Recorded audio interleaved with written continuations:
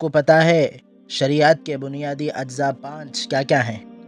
Number 1 اعتقادات، number 2 عبادات، number 3 اخلاقیات، number 4 معاشرات، number 5 معاملات۔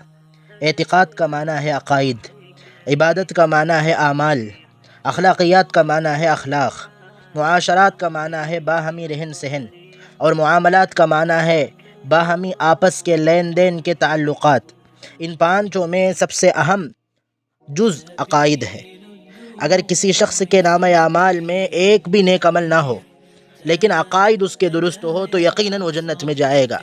اپنے برے اعمال کی سزا بھگت کر یا اللہ تعالیٰ کے فضل و کرم یا اللہ تعالیٰ کے حکم کے بنیاد پر سفارش کے ذریعے ضرور جنت میں جائیں گا۔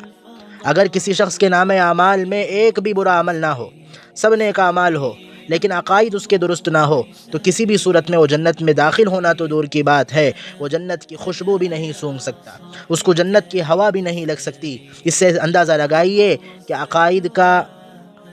عقائد کتنی ضروری ہے اور کتنی اہم ہے۔